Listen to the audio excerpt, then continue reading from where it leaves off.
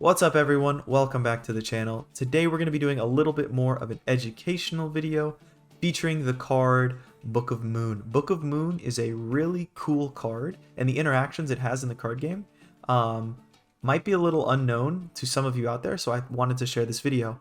We have this replay from one of my friends who is playing online with Pure Zoo today, and I'll just kind of show you as it goes along. He goes for his normal turn 1 play, Pot of Desires, draws 2. You can see the Book of Moon. Goes for his turn 1 Dryden play and passes. As you can see, his opponent here has activated Forbidden Droplets, sending a monster so he can't respond with a monster effects.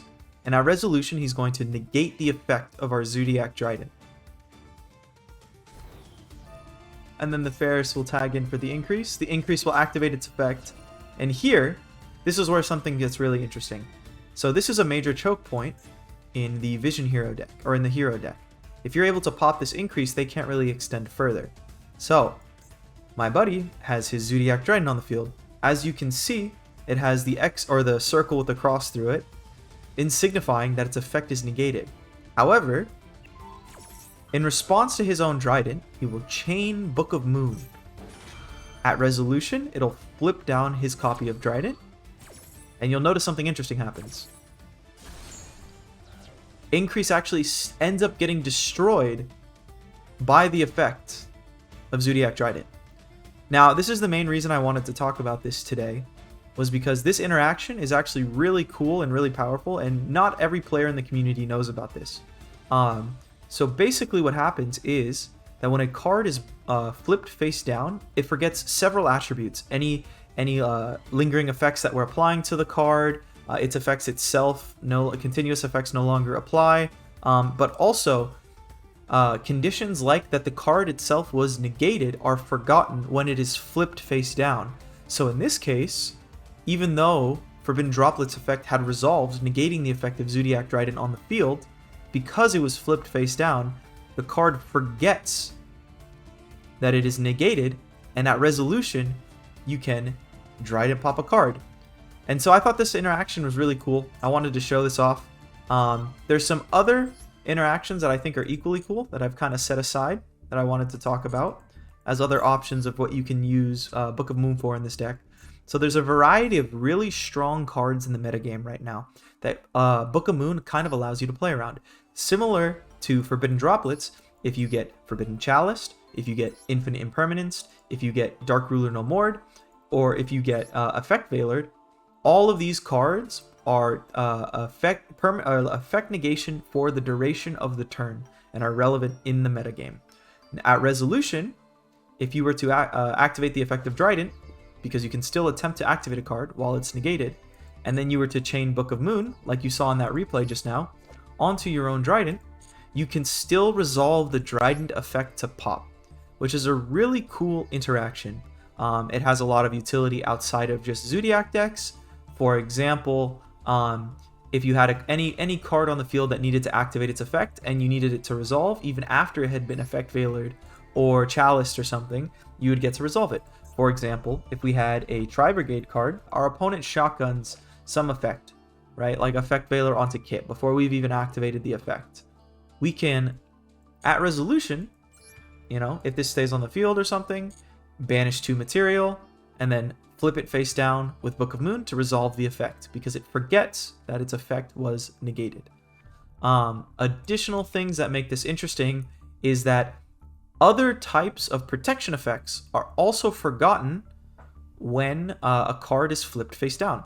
For example, one of the big cards that can be a little bit difficult for Zoo to out right now, if you don't have access to Whiptail, is Eldritch the Golden Lord.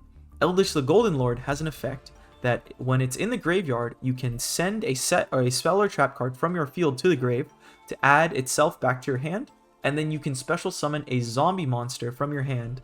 And if you do, that zombie monster gains 1,000 attack and defense, and it cannot be destroyed by card effects until the end of your opponent's turn. So what this means is your opponent can basically put a 3,800 body on the field that's indestructible, and so it can be very difficult for your Dryden to get over. or if it's just trying to pressure into your Dryden in the first place. Like say you have a Dryden in defense position, and your opponent summons the Eldritch the Golden Lord, and then attacks into it after getting the destruction of immunity from its own effect. What you can actually do is you can activate the effect of Zoodiac Dryden, targeting Eldritch the Golden Lord, and then as Chain Link 2, you can activate Book of Moon, targeting Eldritch the Golden Lord, and what that will do is it'll flip Eldritch the Golden Lord face down, making it forget its destruction effect.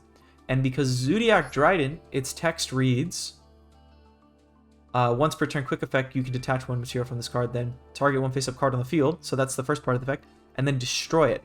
The effect of Dryden recognizes that the card remains the same, so the card will still be destroyed, which is a really cool interaction, really powerful interaction. It's the same interaction that works with Utopic Zero F0 Utopic Draco Future. If you end up baiting out this effect and you have a Dryden on the field, this card can still be very difficult to out if you've already used your Zeus. So if they negate one of your other effects, and then you are able to establish a Dryden and use its effect with Book of Moon, you can actually out the Draco Future as well, because this card has a continuous effect that says it cannot be destroyed by battle or card effects. So when it gets flipped face down, that effect no longer applies, and you can destroy it. This is specifically Book of Mooning your own Dryden is very important on the ladder right now because of the ladder's #1 menace, Skill Drain. Zoodiac does not have a lot of very good inherent built-in outs to Skill Drain. In the Book of Moon slot, you could opt to play like back row removal instead, but Book of Moon provides a lot of additional utility against monster-focused decks as well, where cards like MST, Twin Twister, Cosmic Cyclone, they're good, but if you have too many of them, you kind of don't have a high enough quality of disruptions, or a high enough number of disruptions available to you, which makes stopping your opponent's plays and preventing them from like walking over your small Zoodiac monsters very difficult. But with a card like Book of Moon, because Skill Drain only applies to face-up monsters on the field, what you can actually do is you can activate the effect of Dryden, or if your opponent already has an established Skill Drain, you can activate the effect of Dryden, and then chain Book of Moon to your Dryden, flipping it face down. Since the card is no longer face up on the field, Skill Drain can no longer negate it, and then your Dryden effect will resolve to destroy the Skill Drain. Yeah, and that's basically it for all of the interactions that I wanted to touch on here today. Book of Moon is a really cool card that can be leveraged in a lot of creative ways. It's honestly surprising how much utility flipping a monster face down ends up being in Yu-Gi-Oh! So I just wanted to let you all know that it's heavily worth considering playing this card in specifically your Zoodiac deck, because Dryden has a ton of different situations that you can abuse the Book of Moon effect. That being said, hope you guys enjoyed, and I'll see you next time.